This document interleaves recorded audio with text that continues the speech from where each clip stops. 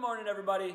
I want to tackle this concept. This is going to help a lot of people, I promise you guys. So as I jump from topic to topic, it's going to be a little bit longer. Just bear with me. And for you guys watching on Instagram TV, flip your phones or just listen so you don't have to watch my dumb face. So to get right into it, something that was going on mostly around the height of Facebook, really before Instagram had taken off, was kind of this concept of 80-20. And now this is completely changing. But the 80-20 thing, the concept was of 100% of the posts that you put out. 80% of those should just be content, and 20% should be selling, buy my CD, buy my new single. That is completely changed now, especially with a platform like Instagram taking off so much, and even Snapchat. Things are moving a little bit quicker. So that has changed. I want to get into a concept where we diminish that 20% almost altogether, and there's a huge reason for that.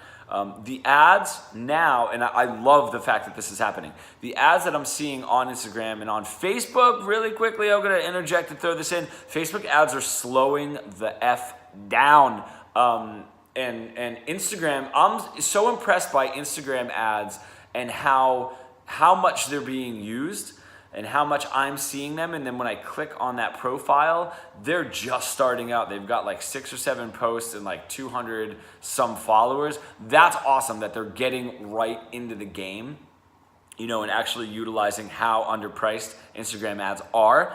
And then everyone's kind of focusing there, and I have not had, and I should, based on what I click on, all the bands and whatnot that I click on Facebook, I should be getting bombarded with Facebook ads for musicians, and I'm not anymore. So we might want to start going over in that direction and kind of hit where there's a little bit of a lull. Anyway, that being said, diminishing that 20% of selling almost all together, and just constantly putting out content. Now, I did a video on creating the least amount of friction as possible. And that friction, what I mean by that is, we used to kind of have like a couple 30-second clips on our website, and you'd have to enter your email. And then if you entered your email, it would unlock being able to listen to, the entire track or whatever. All of that shit is gone just because people need it now. Like that doesn't, you're creating way too much friction.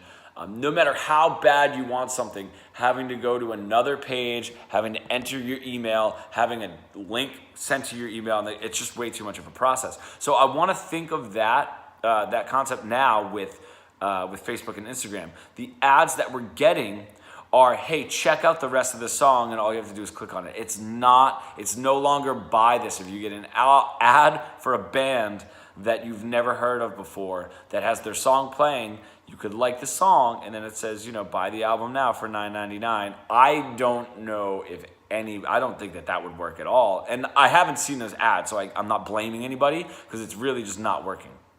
But I am not a huge marketing person. I spend a little of my time researching marketing. I let the guys like Bobby Borg and Ariel Hyatt do all of that stuff because they're fucking good at it.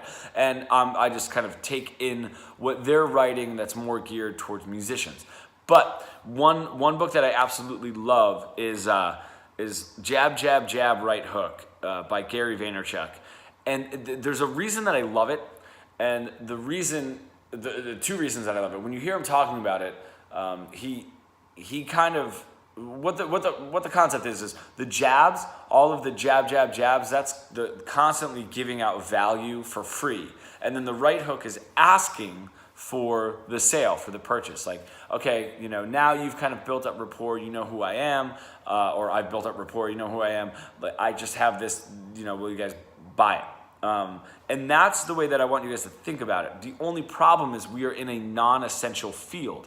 So if you're, if you need a new pair of running shoes and you're searching, running shoes on the internet, and then a shoe company kind of run ads towards that because they know what you've been searching, because it's weird out there now. They know everything about you.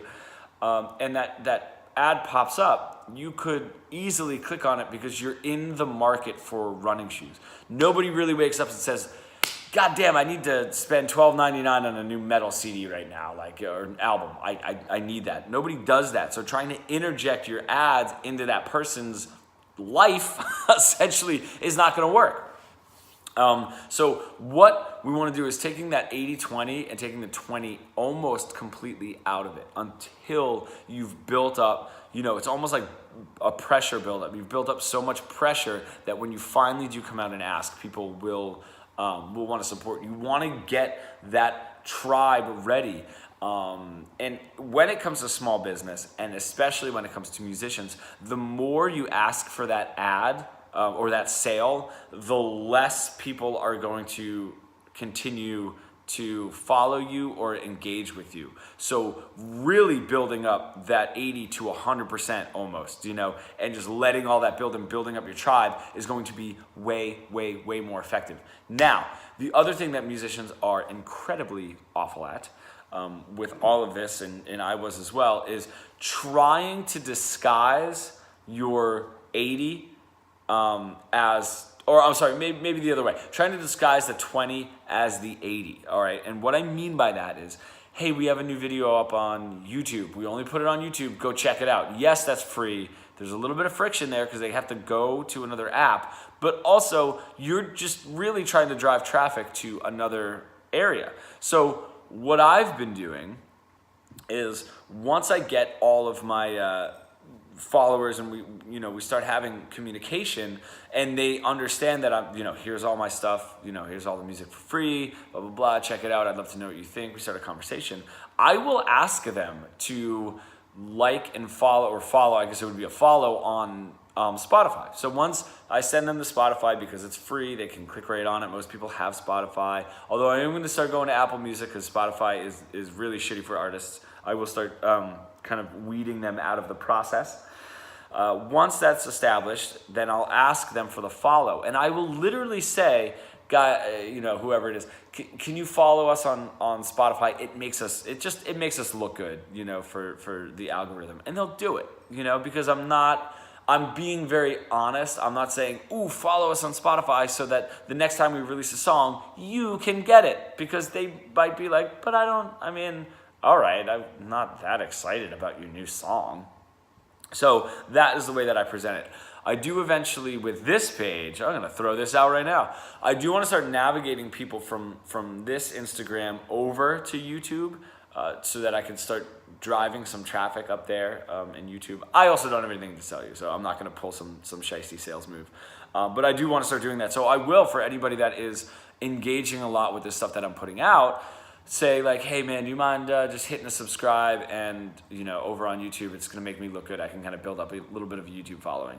That is the way to do it. Now, the next step is like even further doing what I just said about YouTube. If you guys have a new music video and you want to drive traffic there, sending a simple message out to everyone that you're already having a conversation with. Yes, guys, this takes time, and as it should.